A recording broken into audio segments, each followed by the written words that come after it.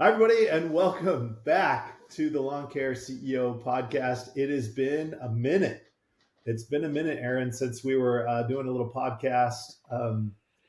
We've been all over the country over the last 2 months, quite literally, right? Like we've been Coast to coast. coast to coast. Like I was thinking, like, can you even name the cities we've been to in since probably our last uh, podcast? what was that commercial where they jammed on some cities? It's like a Oh, hotel it's a commercial. no, it's a Jimmy Buffett song. Jimmy Buffett? Okay, No. Oh, who is it? It's not Jimmy it probably was Buffett. a popular song, and then they It's turned it into like some kind of I've been commercial. Nashville, I've Nashville, been everywhere. Yeah, I've been everywhere. Like that was we're definitely I've been everywhere because we've been to Seattle, like Seattle area, Orlando, Tampa, Massachusetts, uh, Massachusetts, Oklahoma, Texas. Oklahoma, Texas, Ooh, where North else? Carolina. Mhm. No, that's not a big deal for you. Big deal for me. So we've been all over, Yeah. and today we just realized that there was this. It'd been a long time since we'd done a podcast, and this is us trying to like find a good excuse for why we haven't done a podcast for a long time. And that's a pretty good excuse, right? We've been all over the country and been really Yeah, busy. I think we deserve to tell people real quick, like not deserve. I think we should tell people real quick We about our deserve to tell people. we earned this one. The we had a planes, trains, and automobile kind of experience. I feel like Oh, out in that's Seattle, right. That's right. uh, where we went to Wenatchee, Washington, which is a beautiful area, and Wenatchee, Washington, in January can get a little treacherous, and had to And cross over. our host had warned us. They said, Yeah, listen, in the wintertime, it can get a little snowy and bad. And I'm from Arizona, and Aaron's from North Carolina. We don't get driving a ton of snow. And even sometimes the passes can get closed. yep. And we're like, nah, I'm sure it'll be fine. He's like, it only happens a couple times a year. And Foreshadowing. so we had a really cool event where we were going to be. This was like a Wednesday. No, this was a Tuesday, and we had an event on Thursday back in North Carolina. We were excited to speak at and talk to some lawn care guys in a room. So Dan and I had set it up where we would, drive back to Seattle and fly out the next morning and be back on Thursday, and plenty of time to do our event on Thursday, Wednesday night, be back for Thursday. And passes were open the whole time we were there. And then as we're doing our last day of the annual planning with the team, we're kind of watching it at lunch. Like, oh, it still looks open. They're getting a little snow. And we go to get in the car at 4 o'clock, and we pull up the little app that they have an app that tracks the open, rate of these passes with cameras and all these things. And every single pass, I guess it's the Cascade Mountains, right? Yep. Is that what we determined? And every pass in the Cascade Mountains that we could go through was closed. So what should have been a 2.5 hour beautiful drive, it's probably the most beautiful part of the country you can drive through, ended up being a 11 hour, 12 hour 12-hour trek. trek down through Oregon, over to Portland. Cool thing is we got to see your brother in Portland. I never met your brother. We stopped in, just said hey to him, and then up to Seattle from Portland to Seattle. By the way, we didn't start this till what, 5 o'clock in the It was afternoon. five. It was like 5 p.m. Yeah, four. It was like four, and Yeah, so literally, Aaron and I are driving. Aaron's like, "Look, it's a tumbleweed." We're like hitting tumbleweeds as they're yeah. pelting us because there was a huge storm that just came in and landed on those mountains, and we had to drive all the way down to the Oregon border, all the way basically across the entire state of Oregon, and then back up to Seattle. And And Washington felt like. needless to say, now Aaron and I are bonded for life after right, a good road trip kind of bonds people. Yeah. Accidental road trip in this case. Oh, So we've been busy. We've traveled a lot. We've gotten to see a lot. It's been an awesome 2 months. I mean, December and January felt like we were like, we didn't know yeah. where we were sleeping or what we were Well, doing, but it and was there's a good awesome. reason, right? Like, so one of the things that we do at the Lawn Care CEO is we part of our work with a handful of our clients is we travel to their locations and we do a 2-day annual planning meeting with those clients. And during that 2-day annual planning meeting, right, we're setting the vision for their company.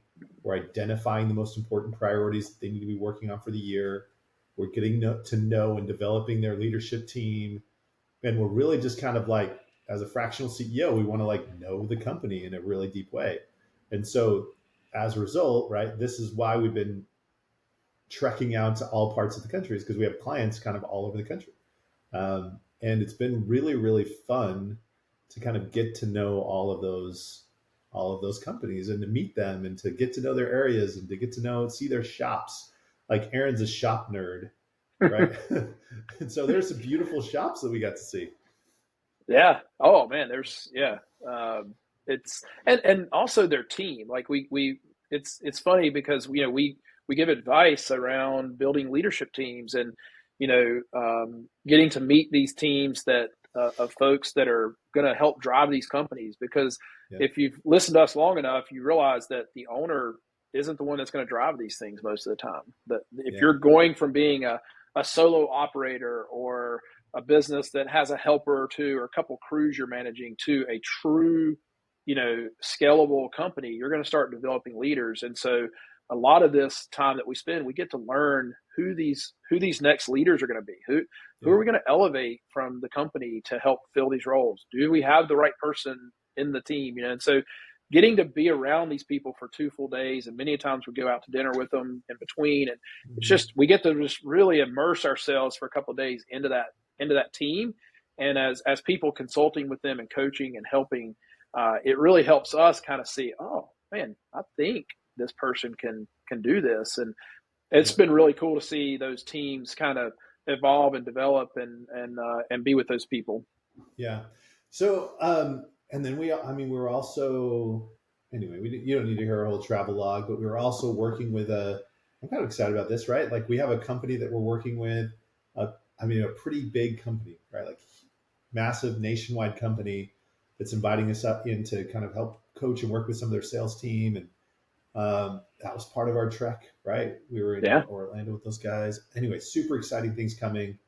Um, Yeah, this as is we get a a this chance is a to, company that supports lawn care operators, right? They yeah, sell they yeah, sell products. They're a vendor, very well known in this market, and it's really cool because we're like they want to help lawn care operators and lawn care CEOs grow, and yeah. and they're really trying to not think about how do we just sell them product, but how do we truly help How do these we people? support them, How do right? we Yeah, support them? And they know that a well supported organization is going to help move product as well. But it is, and it's been cool to see how. And we're not going to tell who it is now. We'll we're not release ready to that later. announce the Yeah, partnership. It's a secret. but it's So, been but pretty it's cool on to its way, I see think. our coaching company, the lawn care operator, lawn care CEO, is very core value driven, and it was really cool to kind of see that our culture and core values align with this company Yeah, as well. And so we're just really excited. We're going to see them again in February here in a few weeks, and going to jam with them a little bit more. And it's been kind of fun to see these partnerships and the bottom line is if you are a lawn care operator or you're a lawn care CEO or you own a lawn care company, yeah. there's a lot of people who want to help you.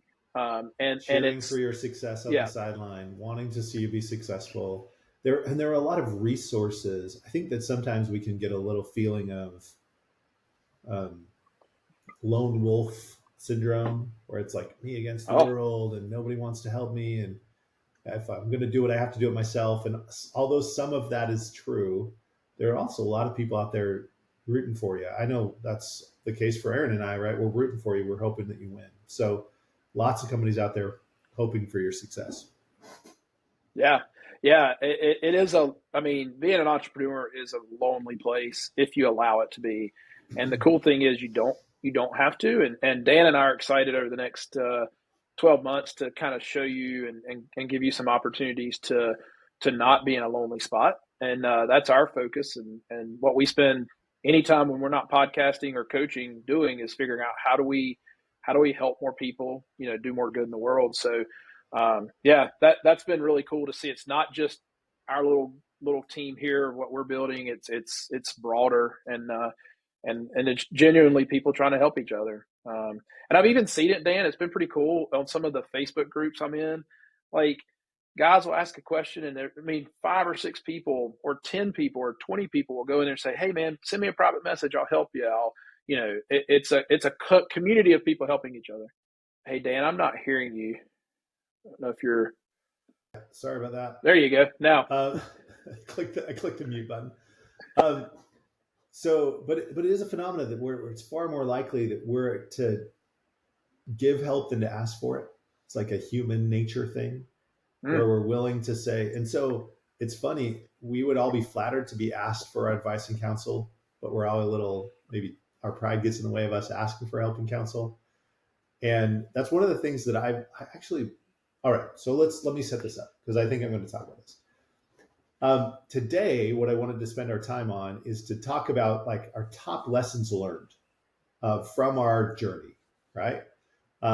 Like number one would be never travel to Washington in a snowstorm. That would be like number one. No, but we're going to talk about the 5 things we learned. So over and over again, we got a chance to see up close and personal. We got to be in the building with leadership teams of lawn care companies. Most of them, I guess all of them doing more than $1 million a year in revenue. Most of them a little bit bigger. And I know this might not apply to everyone that's listening, but bigger companies that are doing great things and have built really great businesses. And I wanted to talk about what are the 5 things maybe that we learned along the way. I don't know, maybe 5 or 6 things that we learned along the way that we thought were kind of the themes or trends or tendencies that we saw in these companies, both for better and worse. Like, what did we see that was a commonality amongst those teams? And the reason I paused to set that up is because one of the things that I saw that was consistent amongst them is I saw a leader, I saw a CEO who was humble and willing to take feedback, uh, right, and seeking counsel and seeking support and seeking figuring it out, right? Like that is such a cool phenomena. I'd always thought along the way, like I grew up poor, right? I grew up in like my dad was a butcher, my mom was a school teacher, so we never had a ton of money, right? And but one of the things that I thought about millionaires, and by the way, let's just be clear, people who have $1 million companies aren't millionaires. But in my Not head, necessarily. Yeah. I thought $1 million CEOs. I thought they would be kind of cocky and money hungry. But what I've actually discovered over time is that they're actually some of the most humble, teachable people. Like the more successful you are, it seems to be that the more humble and teachable you have to be. So I'm thinking about some of the people we met with, Mm.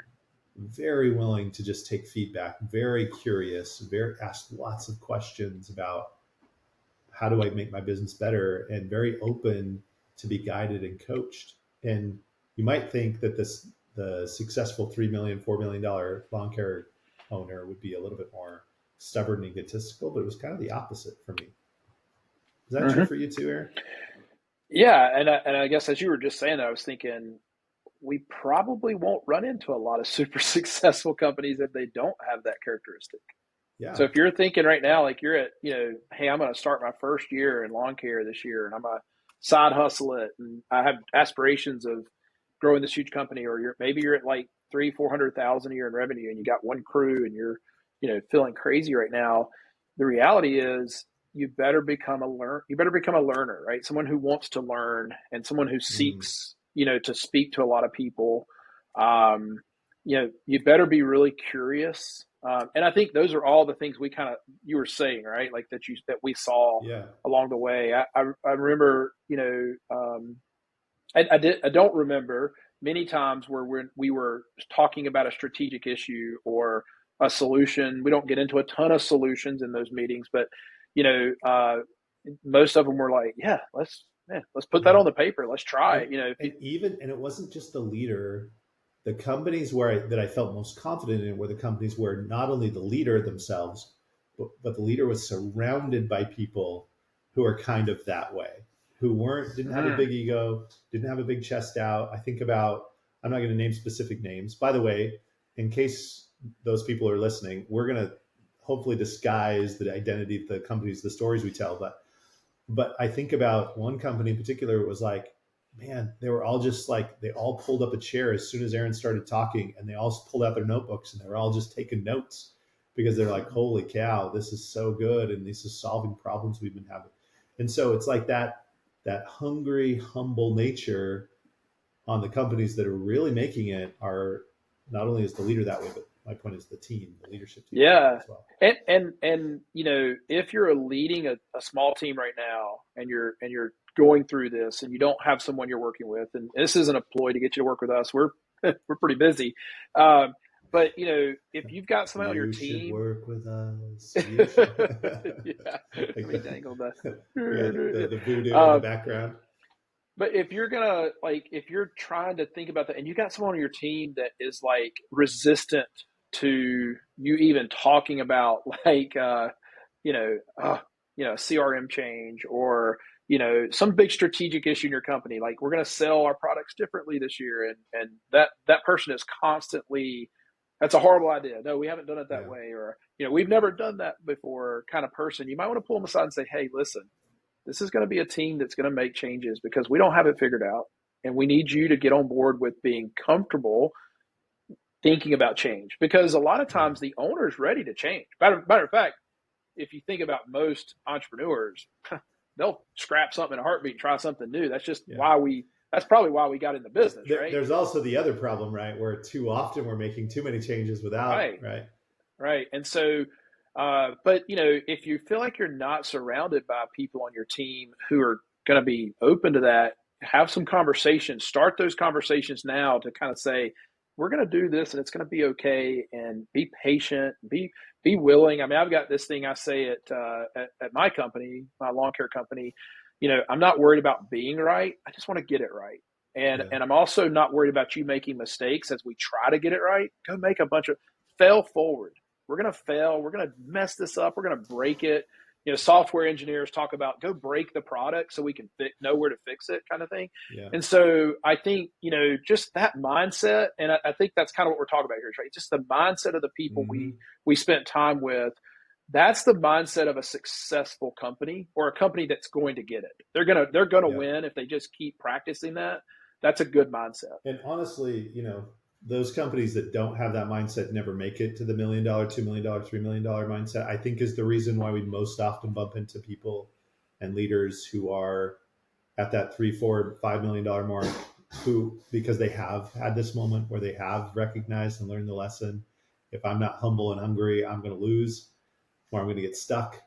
And so I think that's the reason we get there, is because for the most part, those companies never make it out of that gear. So that brings me to my second lesson that I've learned. Um, and that is this lesson that in almost every case, uh, because the journey from 1 million to 3 million is really a journey, and maybe it's more like 2 to 5 in the lawn care industry, I'm not quite sure. But generally in business, the journey from 1 million to 3 million is a journey of how does the solo operator, how does the solo leader turn into a team of leaders? So how does the solo leader turn into a team of leaders? And certainly the journey from 3 to 10 million is a journey of having a dynamic leadership team.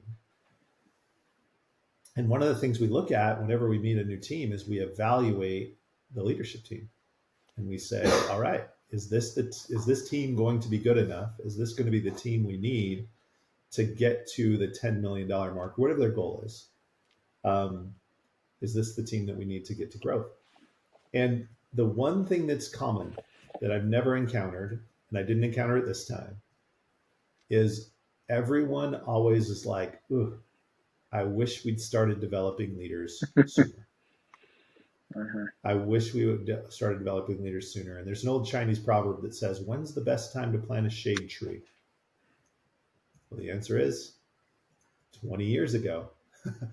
And when's the next best time to plant a shade tree?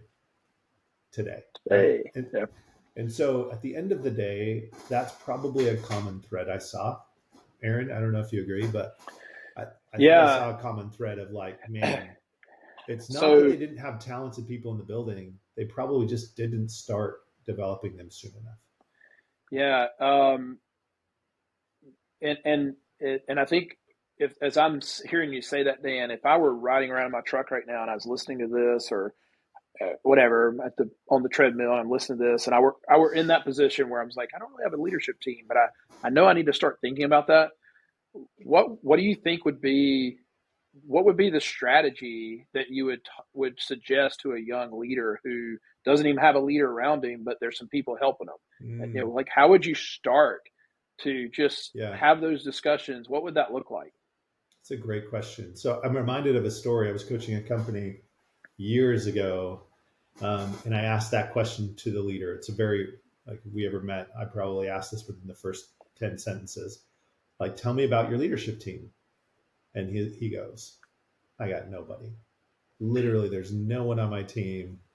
And the attitude was a little bit, again, this is years ago, so no one we met with recently, but the attitude was a little bit like, dude, I'm surrounded by a bunch of scrubs.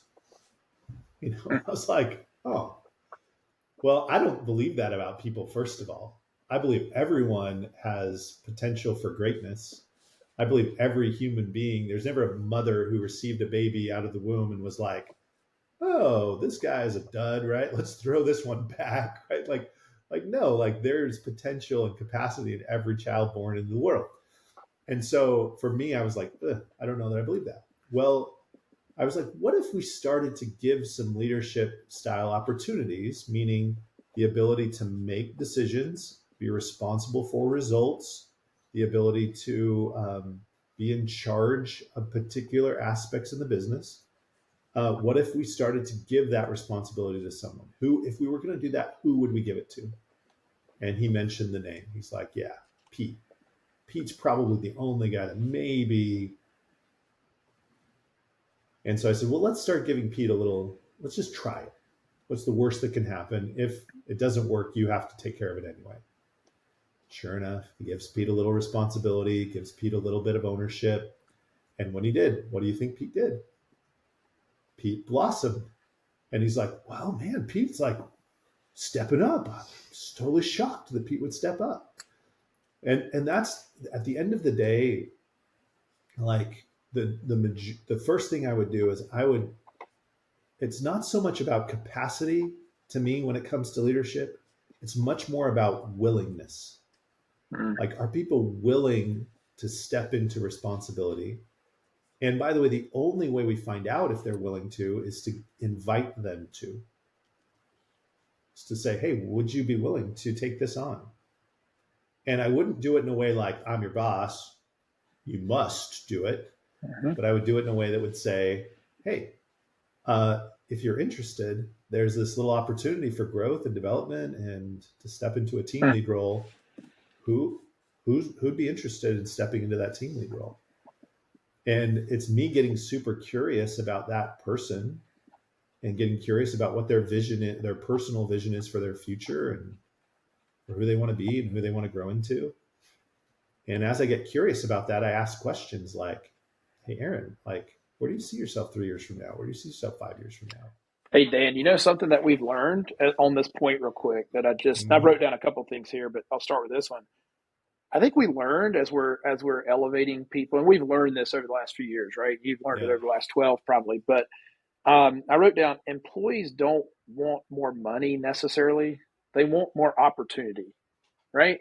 And Yeah. I think when the owner is sitting in this seat with us, and we're counseling this, right? And we had this actually with an owner, you may remember, and they're like, well, how much more money do I have to pay them to fill this Mm. role, right? Uh, and we're like, I don't know, but you know what? They're going to love the fact that they get to take on some ownership. And so it's a lot of times it's Yeah. not, we're not talking about thousands of more dollars that need to be thrown at somebody. It's actually the opportunity to take on some responsibility in this organization and quasi ownership, right? They get to Yeah. own a part of I've this always company. been surprised that there are as many employee, like meaning owner employee struggles. Because as far as I know, employees, when they come to work, they want to be good at what they do, they want to feel successful, and they want to feel like they matter. These are like fundamental human needs. I want to, like, when I want to be proud of the work that I do, and I want to feel like I matter in the world. And so, and that's just human needs. And so again, owner, like employee shows up, I want to be good at what I do. I want to do good work and I want to matter. And then the owner says, man, I wish I had employees that want to be good at what they do, want to matter, right? And it's like we don't connect the dots very well. It's like somebody wants to show up and be good at what they do. And because as human beings, nobody wants to feel like they suck at their job. Mm-hmm. Nor does anyone, nor do human beings want to show up and do the lamest job ever. It's in our DNA to want a cool job that we do well. And I also wrote down as we're kind of thinking about this, and I've picked up on this over the last few years. Um, you cannot, you don't have enough money, most likely Mm, as an owner, to go and hire someone to come in and fix your business, right? And so as you're thinking about elevating a leader, maybe a little simple step would be, let me nail down a process and a system and process in my mm-hmm. business. Let's take, for example, the morning routine, right? Let's really write that process out, the daily routine of loading, producing work, and Yeah. getting unloaded at the end of the day, right? That's a real simple task that we're all doing every day. As an owner, write that down and nail that process, and then find someone in your company to take Mm. that process on and elevate that person. That's a real small step to I take. love that. I Um, love that. And let me just say one thing about that. This just hit me. I think that in some cases, managing a process, so management, may come before leadership. And leadership is the designing, paving new roads, creating new processes. But before we even get there, we have to first Well, what do manage you learn a well when you designed do one. that? Yeah, what do you learn when you do that? Well, you start to see how do they do they learn how to take that process on? Do they take some Mm. liberties within that, and how do they Mm-hmm. interact with the people? And it's a real simple thing. We're not really creating a new job. You're just saying, hey, Tom, you've been great here. You've been with our company for a while. I really need someone to help me. I had to do this early in my business because I'm the person in our family who took the kids to school. My wife had to be Yeah. at work at a certain time. And so, as running a lawn care company for 28 years, my kids are 18 and 13. Large portion of my time running a lawn care company, I'm dropping kids off in the morning. When do you think lawn care companies start? They Yeah. start a little earlier than school starts. Okay. And so I had to, by force, I had to figure this out. And I learned along the way, there were people I'd put in that role, different people, and I would kind of get to see how do they Mm-hmm. operate when given a little responsibility. It typically did not require me to do a lot of extra pay.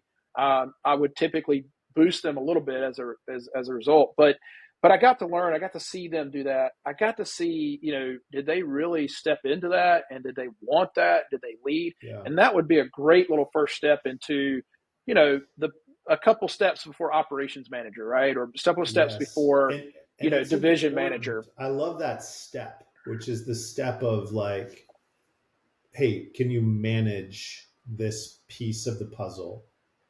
And if you can manage that piece of the puzzle, then we're going to be open to giving you more pieces of the puzzle.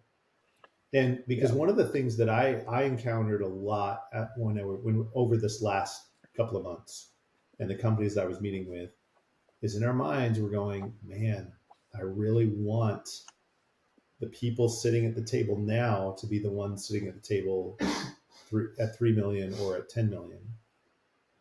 But there's some doubt in my mind as a leader, can they step up? Can they get to where they need to be? Because if not, we're going to have to hire someone, because we're not going to let that person stunt all of our growth.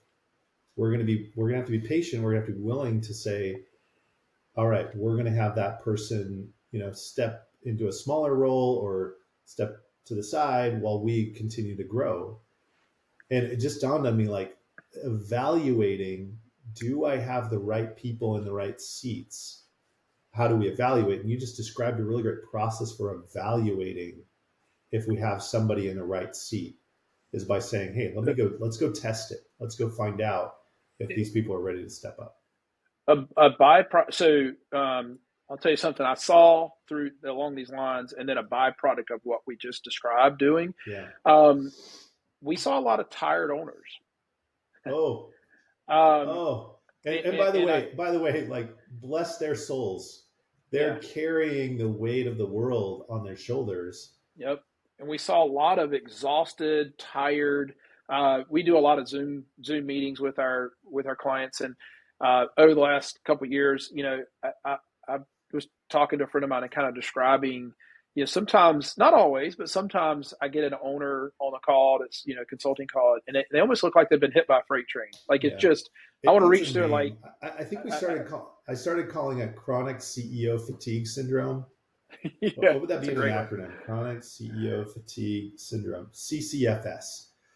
Yeah, Man, and, and thousands of business owners a year suffer from CCFS. You may suffer from CCFS. I feel like I'm on yeah, an infomercial with a and it, drug that says, "Hey, take yeah, this drug if you're suffering from CCFS."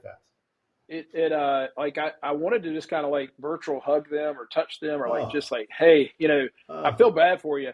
And by the way, I mean, I used to suffer from that, and sometimes I can still suffer from it if I'm not careful. from But CCFS, chronic CEO fatigue but syndrome. I was on a leadership call this morning with a nonprofit that we've implemented this strategy with, and we're almost on year one through the process, and the leader of that nonprofit, in his positive focus, was telling us how there was a division meeting within his nonprofit where a leader led a division meeting where one of the organization, or one of the little ministries within the division was reporting back uh, to the division leader how they had been doing. Okay, the leader of this organization is just sitting in on this meeting, watching this division run. And a year ago, none of this would have been happening. And if it was, Mm, he would have been driving 100% of it. And yep. he was telling us how excited, it was his positive focus, that he was just so excited to see all these divisions are running without him. And what I could see in his face and in his language, his body language, his face, everything, his words were energy, right? Now, I just got through telling you what we saw was a lot of tired, rundown CEOs. And so the byproduct of elevating people into these By the little way, small things. those of you who are the CEOs that we helped that are listening, you did look wonderful. Yeah. It's kind of like in college. There was this moment where I went up to this girl, and I still remember, and I'm like, "Man, you look tired," and she just goes, "I'm not." And I was like, oh no." Now I'm convinced. Yeah. Yeah. No, Anyway, yeah. so we thought you all looked lovely, but we could, But right? We understand what we're talking about here. There's a yeah. weight that we carry around as Yep. owners, and if we don't And have so, anyone helping us to lift it, when you get to that $1 million, $2 million, $3 million mark, it gets too heavy for one person to lift. It just yeah. does. And something as simple as the morning routine, handing the morning routine off, could Mm, give you like exponentially more energy. hmm I had a leader give this analogy, and I'll mess it up a little bit, but he talked about one draft horse could pull like 8,000 pounds, and mm. if it's 6,000, or if draft horse weights, that forgive me, There's, but let's just there's say for some sake of the draft horse. analogy, There's some draft horse yeah. nerd going. If Actually, it's six thousand five well, hundred and twenty-two pounds. if you're 120, you probably know this, but if you're 30, you don't. But so at any rate, 8,000 pounds. Okay, two draft horses could pull 16,000 pounds or 20 some thousand pounds, right? Just a little bit more, right? Because they're together, working together. But if they trained those draft horses together and they learned to work together, they could pull like 30,000 pounds. Yeah, And that was just a really good. And the it's good. leader of this group was actually sharing that with and saying, guys, if we learn to work together and we on our own, we can only do so much. Even if we kind of do things, we spread out the weight, we can do a little bit more. But if we spread out the weight and we work together, man, it's pretty powerful. And so, I just see energy coming back. So we see, we've got this syndrome we've identified. We what are some simple steps to help with that? What really started this, Dan, was we want to train leaders early. So if Yeah, you're in this position yeah. right now, to kind of put a bow on this, and you don't know where to start, and that's something we probably saw is like, okay, they would come up with these great ideas, but it was like, all right, how do we get off the start line? Like, how do we get started? Just start simple, something really small. do not feel like the answer to your problems most of the time is not money. It's not some It's a fancy, great like, point. I got to hire this really I don't know that expensive in any of person. our annual planning meetings, any of the priorities, it was like, how are we going to afford this? Like all of it fit naturally within a normal budget. In fact, the opposite was more often true. It was like, hey, by the way, let us show you all the ways you can afford this. Because as you run a better business, it becomes more efficient, you make more money, there's more discretionary income. And so it's kind of the opposite is true. It's not about the changes we need to make in the business aren't about money. I love that. And in Mm-hmm. fact, how many times, Aaron, were there moments where we go, oh, we're going to save this company a lot of money Oh, it as a was result of like, working yeah, together? it was really, that was exciting as well. So that brings us to our second thing that we learned, Dan, or that I learned, Mm. is knowing those numbers, right? Mm. Like, it seems that, the entrepreneur spirit is, let's just throw something on the wall and see if it sticks. And by the way, the good scaling companies do try things. Something that I'm admittedly not great at as a CEO of a lawn care company is I'm pretty conservative. And so I will kind of hold the reins back a little bit and not throw as many things to the wall and see if they stick. And so you got to balance this. You always got to be careful. But because we do that, sometimes we don't really worry about, or we don't know how to figure out, is this profitable? Is it not? And so there were many aha moments where it was like, Mm. oh, that's our break even number. Um, ooh, what are we charging for this service? Yep. Ooh, are we are we paying people to do their work? Like, are we paying to do people's work? Like, in some cases, there were probably some clients in some companies where it was like, ooh, we actually pay them to do this work for them, and it was like, I remember, seeing some like gut punch type moments where we went through this process, but then there was like this sense of, ooh, now we know we need to go fix it, Yep. right? And by the way, these companies were profitable overall, but there were parts where they realized, ooh, we're not, we're losing money here, and if we stop that, we gain profit margin just by subtraction, right? So let me like this is going to be a crusade of ours, I think, Aaron, over the years at the Lawn Care CEO. And our crusade is going to be we want every lawn care business owner to know when they're losing money on a job. And because it was painful to me to see how many times we would go to a company and there was some misunderstanding about where they were losing money on jobs. None of them were losing money on all their jobs, but they didn't clearly understand where they were losing money on jobs. This is a crusade. This has to be a crusade. Like never again shall a lawn care business owner go on a job and lose a bunch of money. Like in one case, it was like, man, that person's losing $4 an hour every time they send somebody out to do this kind of work, and it's like like just broke my heart. And I know that lawn care business, and the reason this is a good crusade for us all to be about is because, and we're not trying to collude or anything, but it's just like businesses shouldn't be losing money. Like you shouldn't be undercutting a competitor so you can lose $4 an hour. Like that doesn't. How does that help you? And so I want this to be a crusade. So Aaron, we didn't plan this in advance, but if you think you might be losing money in some aspect or area of your lawn care business, please contact us. We will help you. Email info@ceocoach.biz and we will like find a way to support you.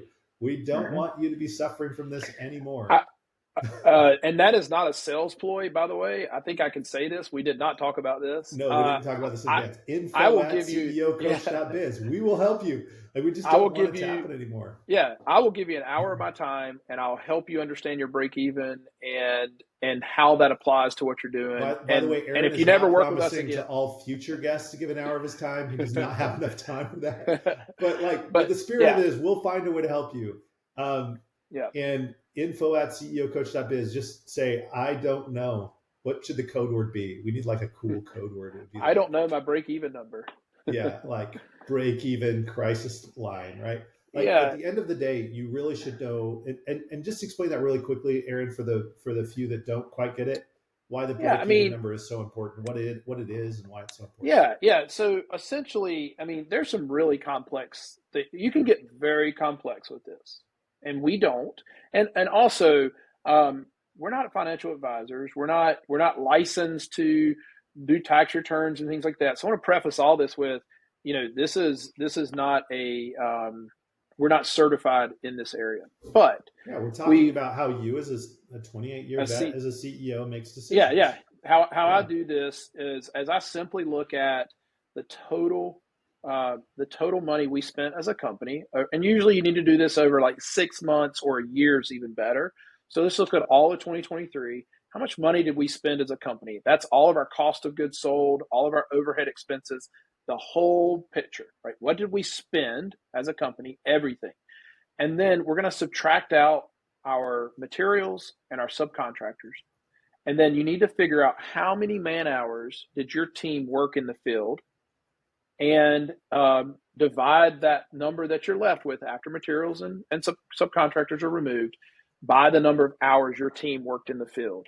And that'll give you a really good idea of what it cost you per hour in 2023 to perform to perform every hour, right? And that takes into account driving time. That takes into account loading and unloading, because you're probably paying guys from clock in to clock out, right? So everything that Yeah. happened in between that, and that's your overhead of your company. That's the people sitting in your office. And so if your company in 2024 is going to look pretty similar to 2023, right? Like if you're gonna add Yeah. 10 people in your office, then you've got to do some advanced calculations to add those people that weren't there last Or if year. you're going from $1,000 a month facility to a $10,000 a month facility, Right. That's these going to numbers skew the aren't going to work number. as well. Yeah. Right. But if you say, look, 2023, we hope to add a tech in the field, and we're going to add a new mower or something, that's not going to throw Yeah. your number off that much. And so that Because the then ratios generally are going to stay the same. The pretty cost much. for one truck is going to be Yeah. roughly the cost it's been for the other trucks. Right? And what I find is that we get really too complex in this area, and we don't do anything, because let's face Mm-hmm. it, none of us who get into become lawn care CEOs, or by the way, I've got some doctor friends, I've got some lawyer friends, I've Yeah. got some software friends. By the way, we're all technicians in our field of expertise at some point. And unless you're a CPA or someone who specializes in that technical field, this is not natural to any of us. And so Right. just because you're a lawn care guy doesn't mean you're not. I've got doctor friends who aren't good at finances either, So and let me understand this review stuff. in case, just to make sure I get it clear and we all get it clear. What we're looking to do is we're looking to find out how much does it cost per man hour for us in the field for us Mm-hmm. to run our company. Because Yes. then we call it an hourly break even. So Mm-hmm. I know that I have to charge at least, let's say, $50 an hour Let's talk per about man that real quick. hour in order for me just to break even, make zero profit in the business if I've everything seen, goes to plan.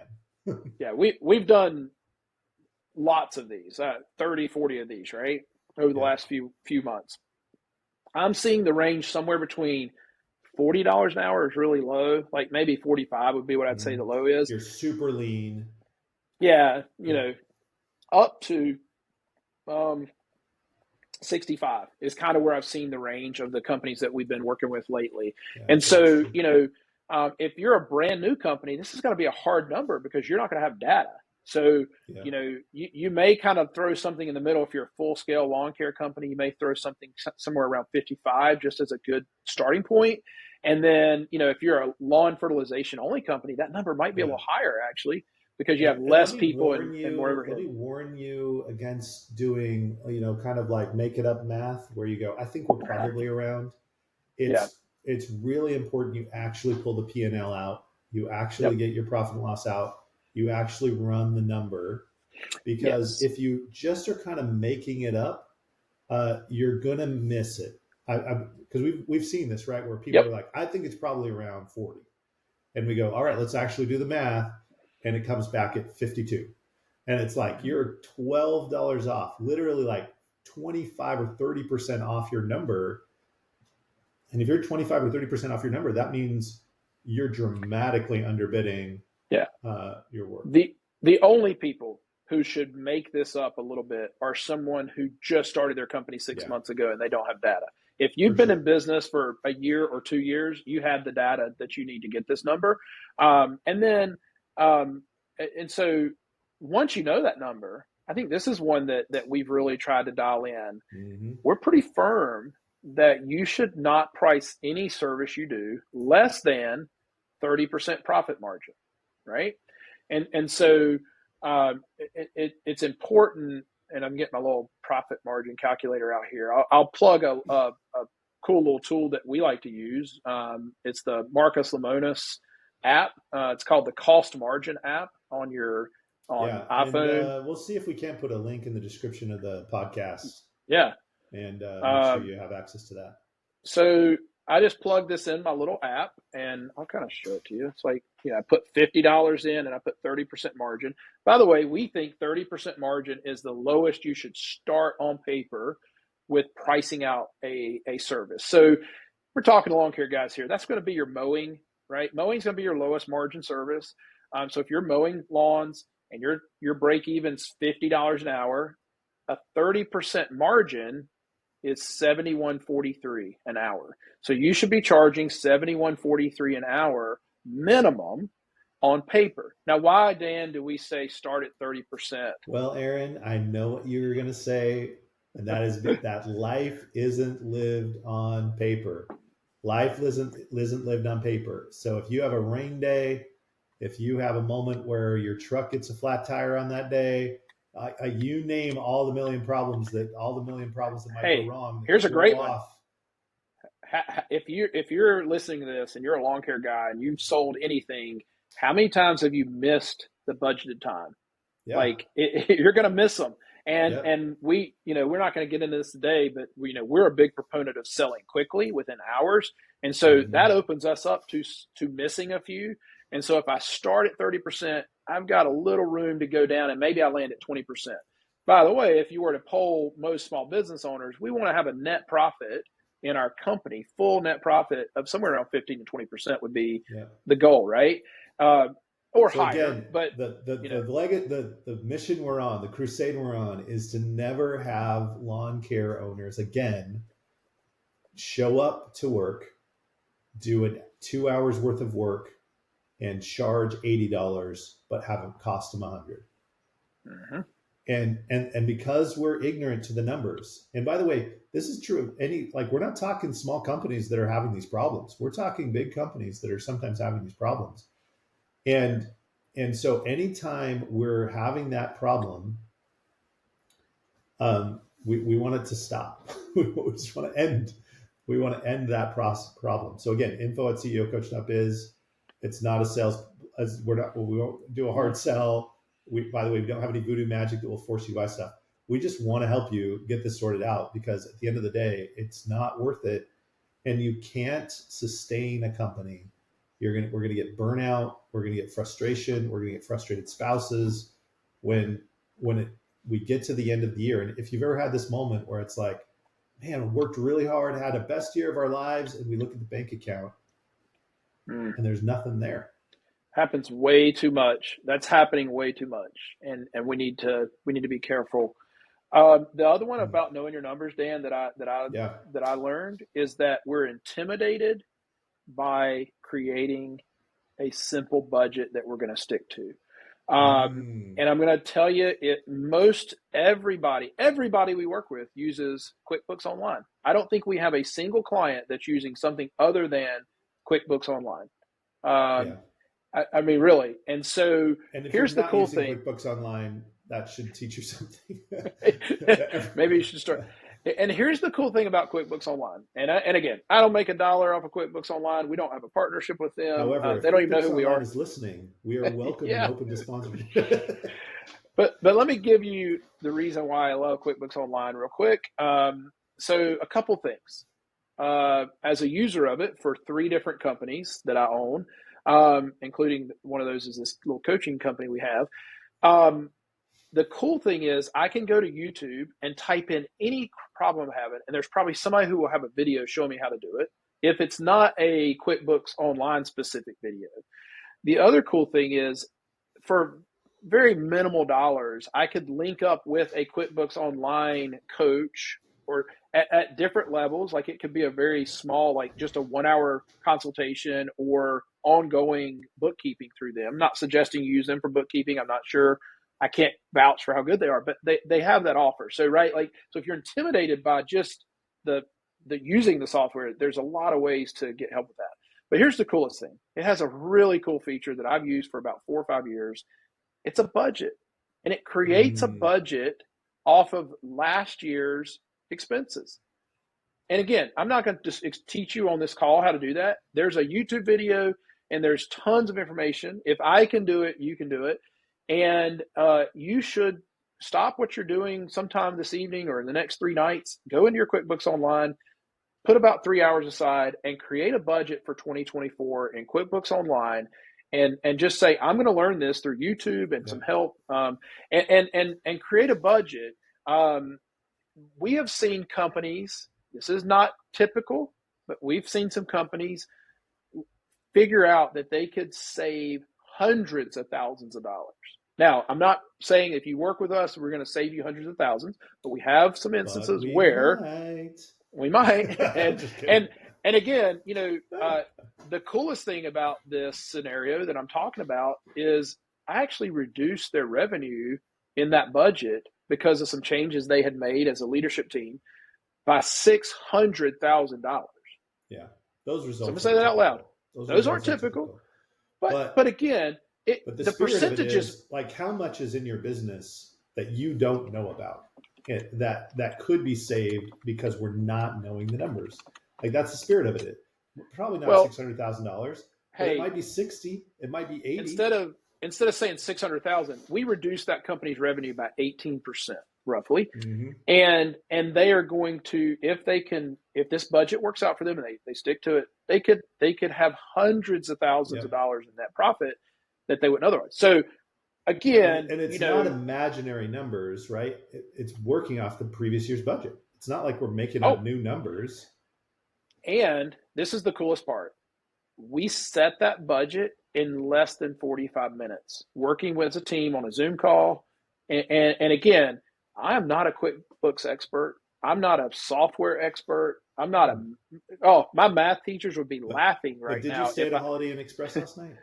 I did. I'm a Hilton guy, but it's Hilton if you want to be a sponsor. But seriously, my math teachers would laugh right now at me giving math advice. So I'm not some like nerdy, ultra math. I didn't, in my previous occupation, I wasn't a CPA. So these are very simple things that, in my opinion, good CEOs are doing. And I think I'm a pretty good CEO. I'm trying to be. And so again, so we're talking about the things we've learned that good companies are figuring out. And we're talking about knowing your numbers. So break even, budgeting, taking that break even number and just simply going to your sales teams and your people who are doing sales and saying, okay, here's the range. We just used this example. 71.43 would be the lowest we would charge if our break even was 50, because that's 30%. And I usually say, okay, I'll give the team, what's 45%? Okay, $90. So, hey team, if we're selling landscape cleanup, probably need to be closer to the 45% or 50% margin, right? On paper, so the step would be, Dan, let's just do this real quick. If we're charging $85 an hour, okay, and there's a shrub trimming job that we're looking at, and our company in shrub trimming, we know we don't sell less than a half day on shrub trimming because we just can't get enough projects done. Not worth getting out there, right? And so we know that our guys work 8 hours, so a half day is 4 hours. 4 hours. Okay, so that's the first step. If I have a 2-man team, all right, now I got to multiply that times 2. So that's 8 hours of work. 8 man hours, and our man hour rate is 85. So we're going to quote. Ooh, that's pretty high. We're going to quote $680 for that shrub trimming job. Now, here's the cool part. You just multiplied 8 by our 85. Yep, we just said there was 4 hours for the team of two times 2 is 8 times 85. Now we just sold that work. Let me just do some quick math here. I think that's going to be, yeah, it's about 40% margin on that. We just sold work at 40% margin, a little bit more, 41% margin. And we sold a flat rate. So the client's going to be like, oh, yeah, come do it. They can make a decision. We have budgeted time that we can tell our team, oh, you have 4 hours for the two of you to finish this work. You can start doing some really cool stuff, which we won't get into, but hey, if you do it in 3 hours, I'm gonna give you a little bonus, or maybe you get paid on the 4 hours at a certain rate, but you do it three. Rate, yeah. So, Mm-hmm. this opens us up as a CEO to have so much knowledge. The sky's the limit on what we can do because we know that simple little number. And guess what? We don't sell work that's not profitable. Because even if that team went out and spent 5 hours on that, they still didn't lose money. They're going to learn, and we want that one to have been highlighted somewhere in our CRM or in our reporting to go, ooh, why did we miss that? And we could go back to our salesperson and go, hey, look, that took 10 man hours, not 8. We still were okay, but there's a lot of I just named 10 things that we could use that make us better. Connected to numbers, measurement, tracking. Yep. And we probably will talk about this ad nauseum because this is the Lawn Care CEO, and this is a big part of it. Let me just say this final word. Like one of the reasons I think this doesn't, why we have so many bank account watchers, meaning like the way we tell whether or not we have money as we look at the bank account, not at the budget. And we have a kind of bank account bookkeepers, is what the phrase I was looking for. So we have a lot of bank account bookkeepers, and those bank account bookkeepers, the reason that is because for so long, when you first start out, as an owner, I go to $100 job. Well, 100 of that dollars is going into my personal bank account to pay for my life and pay for the materials, etc. And so I'm okay at that stage to have a 0% profit margin because I don't have to pay any overhead. I don't have to pay for a manager. I don't have to pay for a fill in the blank. Right? I just kind of can look at the bank account and know it costs about this much, and everything else that's left over, I get to keep. Well, as we grow up in sophistication, we have to start taking care of the shareholder, who is still you, by the way, but now we need to be able to employ someone at the rate you probably were making before and have some left over for overhead and have some left over for the owner. Because the only way we get to a point where we are we become free, like Aaron is, out of his business, and we can become just an owner and make enough money for that to pay for our lives, is if we take care of the shareholder at the end of the day. And the shareholder is you and probably more your wife or your spouse. So it's like, hey, we got to take care of the shareholder. And if we don't know our numbers, we can't take care of the shareholder. And what that means is we have a lot of guys that over the years end up sacrificing time with their family, time with their spouse, time with, we had one guy who's like, man, I just want to go watch one of my daughter's volleyball games. And it's like, oh, that hurts, right? Like, and that's what's sacrificed when we don't know our numbers well enough to be able to price the work that will allow us to have profit. And it's not that we're being greedy. It's not that we're being like, we're going to rip off Mrs. Johnson. It's like, no, that's what it costs to run a business like this one and do it in a good way. I remember, Dan, the time where I really nailed down this thinking and this ability to understand the cost of things. And then I put it in relation to scaling a company and affording to pay the shareholder. And as you were saying that, you said, what your wife wants to see you take. I mean, there's a ton of spouses in this industry that are tired of the company not making money because that's the only way they see a return on this. And so, you owe it to your family. But the cool thing is when you go to sell, it's so liberating as an owner, if you're in the sales part, to be able to say, this is the cheapest I can do this. And you don't feel like you're lying. So it's a lot of times it's not trying to rip somebody off. It's we feel guilty because the buck stops with us. By the way, I think owners are the worst salespeople. So if you're They are. selling, find someone to replace you because Did I tell you you, about the you story? The other day I went in to buy a piano for my wife, like the electronic piano. And I could do this all the time, but my wife, she instructs me on what I should buy her for her birthdays. She's like, here's the piano, so I wanted to make the it's the purchase, right? yeah, it's a Sony TRX Yeah, 35. exactly. Yeah. She showed me exactly what she wanted, the color and everything. And I went in and I said, hey, I'm talked to the sales guy. And he walked me back and he showed me the piano. And I said, yep, that's the one I want. And he said, oh, do you know what? It's going to take a week to get here. Well, of course, I procrastinated. My wife's birthday's in 4 days. And I'm like, oh, is there any way that we could get it here sooner? And they said, well, there's this other model that's a little nicer if you spend a little bit more money. Salesperson was doing great. He was taking care of me. He was taking care of my needs. Well, I saw off in the corner an owner of the piano store. How did I know he was the owner? He had his feet up on the desk. And only owners get to put their feet up on the desk. And so the owner is over there in the corner, feet up on the desk. He heard the conversation, eavesdrop on the conversation, walked out. And he said, hey, why don't we just give him the more expensive model for the price of this other model so he can get it home to his wife, which was very nice. Do you know the trouble? I was about to pay $500 more for the nicer model because I knew I'd procrastinated, and it was really on me to fork out the extra dough to make up for my mistake. And if the salesperson wouldn't have ever felt privileged enough to discount it on the fly, but the owner did.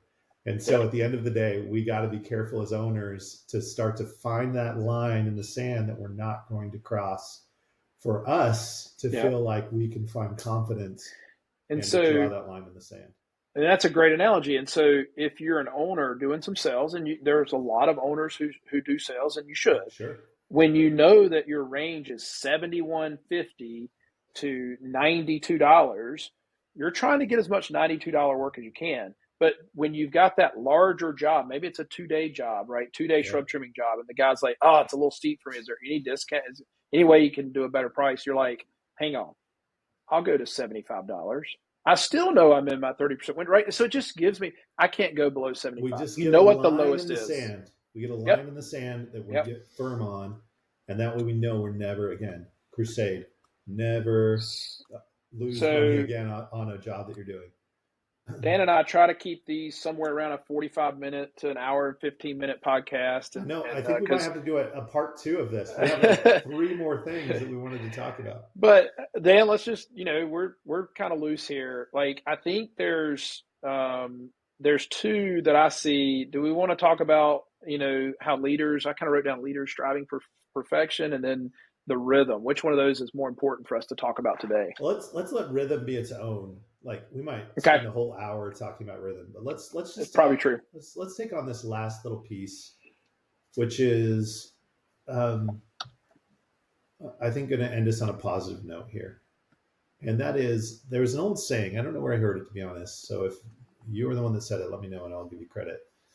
It said, it's never as good as it looks from the outside with small businesses, and never as bad as it looks from the inside. And, as a part of our work, we get to see the inside. We have to. We have to see the dirty corners of your business. We have to see the messy relationships. We have to see the disorganized shops. We have to see the dirty, rusty truck in the corner that's still puddling along. Like, we have to see it all. A little open kimono moment where we just get to know these businesses really, really, really, really clearly. And at the end of the day, one of the things we saw probably every time was an owner who felt a bit embarrassed or a bit, I don't know, just a little self-conscious about, hey, I know you're seeing me naked for the first time. I feel a little embarrassed about some of the decisions I may have made led me to this body that I have. And I feel a bit embarrassed about it. And that's a terrible analogy because now I have all these images. All right, I got a good analogy for it. It's like I used to do. My mom made me swim on a swim team in the '80s, and they all wore those little bikini Oh, swimsuits. sure, And so, sure. the worst thing for a 12-year-old is to have to get up on a swimming block in front of 500 people in one of those things, right? And so Yes. So I'm not seeing naked, my 12-year-old in the self speedo, like, in the speedo. yeah, That's much better. uh, you So, know, moral of the story is we got to see the worst of it, yeah, and we found ourselves saying again and again, "You've built a really cool business. mhm, Congratulations! Like props to you.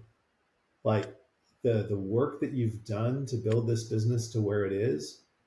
You should not feel in any way embarrassed or ashamed or or guilty about where you are right now.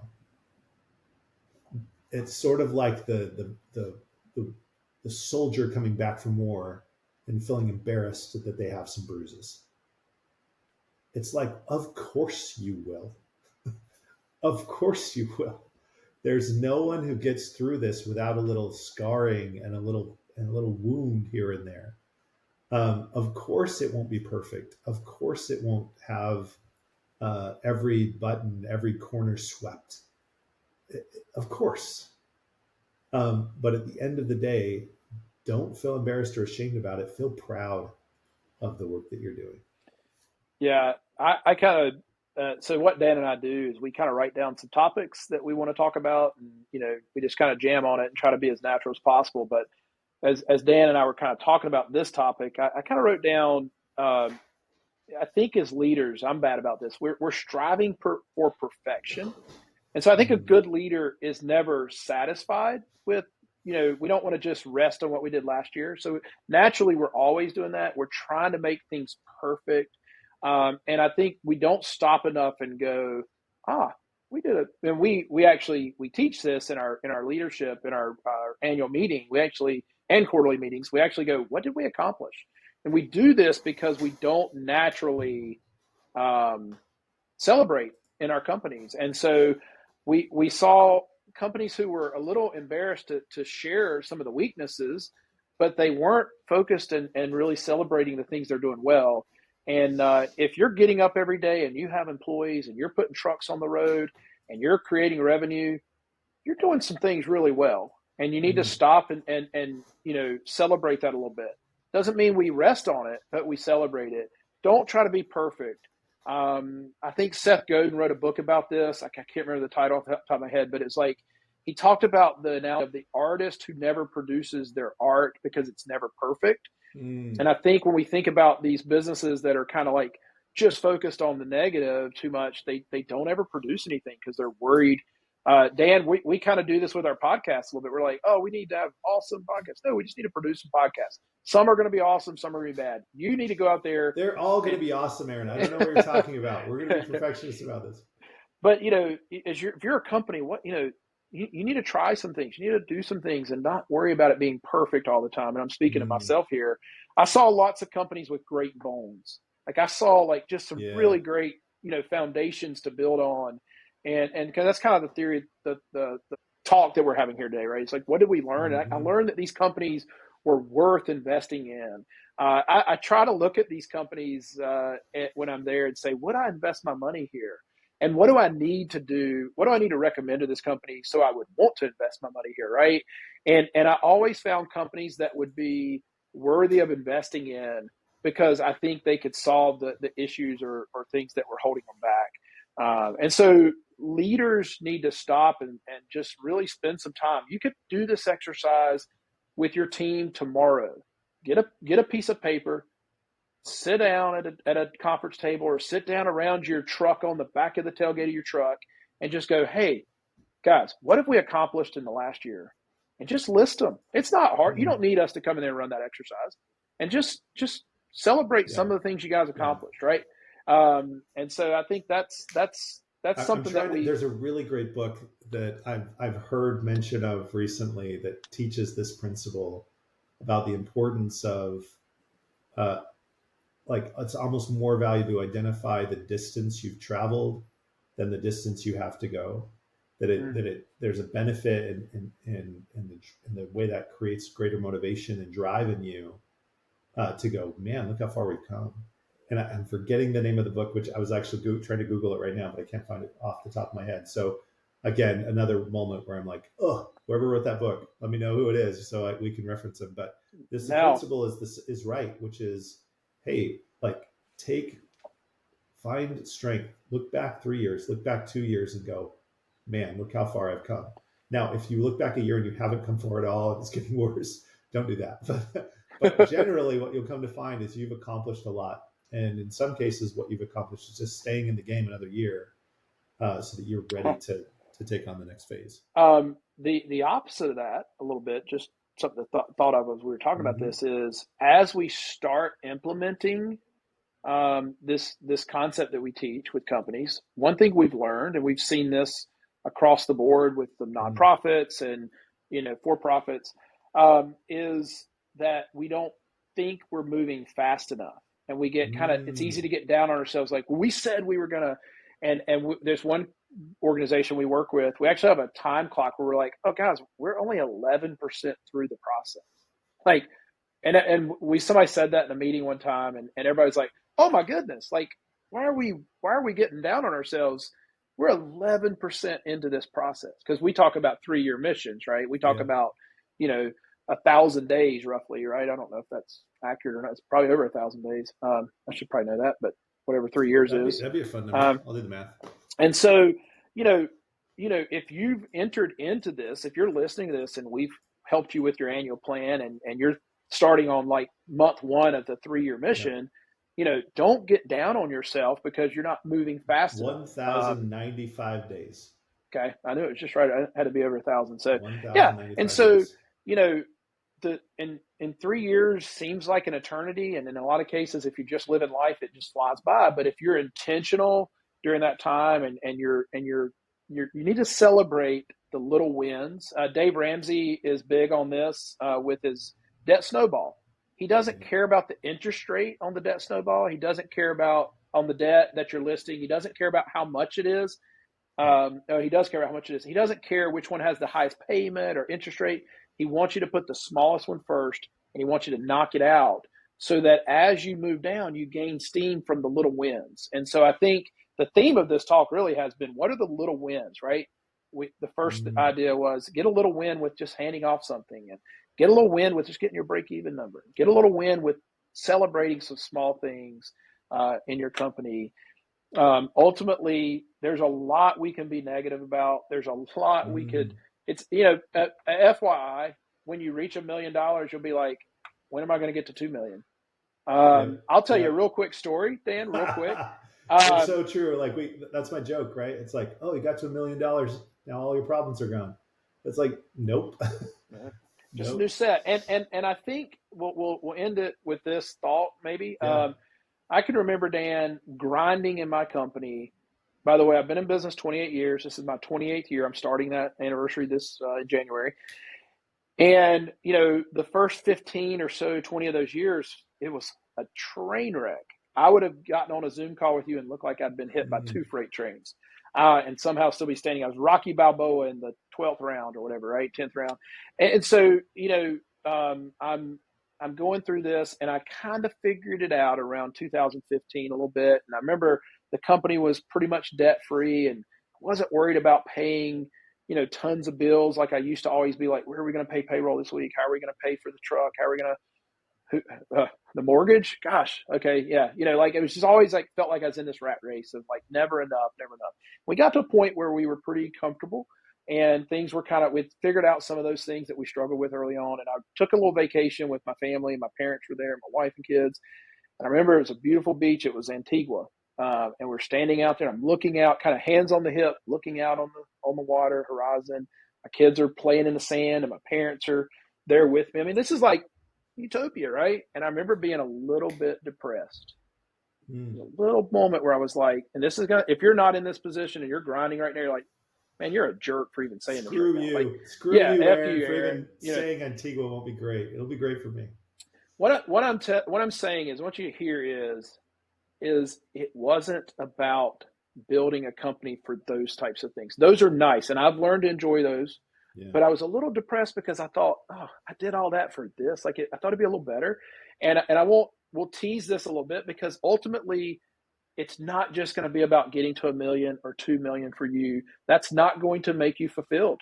It's not. Mm, And if you think you're chasing this large company, maybe you're at 200,000 and you're trying to pay the mortgage and you got a newborn kid and you don't know how you're going to put food on the table this month and you've quit your job to start this thing and you're probably there right now and you need to figure out how to make money, right? That is your goal. But there's going to come a point, I promise you, if you stick with this yeah. long enough and you do smart things, you're going to get to a place where, or you do more smart things than dumb things, because we're going to do a bunch of dumb stuff, but we just do a few more smart ones than the dumb ones, and we learn from the dumb ones.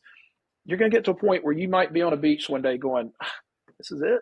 And you're going to have to learn that it's become a purpose. What is the purpose of this company? And I'm going to Mm, stop with that. We're not going to dig into that, but we talk a lot about revenue and profit and leaders and knowing all this stuff. And we've got to find out why we get up every morning and why we do what we're going to do, because at some point it won't be enough to just be about money. And so mm, we're not going to go down that rabbit hole here, but as we're thinking about that, it just reminded me of that time. And I did develop a purpose, and it's so fun to work with a purpose and be profitable and have this awesome team around you. And I don't sit on beaches anymore and think, oh, this is it, and I hopefully that makes sense. I don't know if that yeah, I was on resonates. podcast saying, this is it.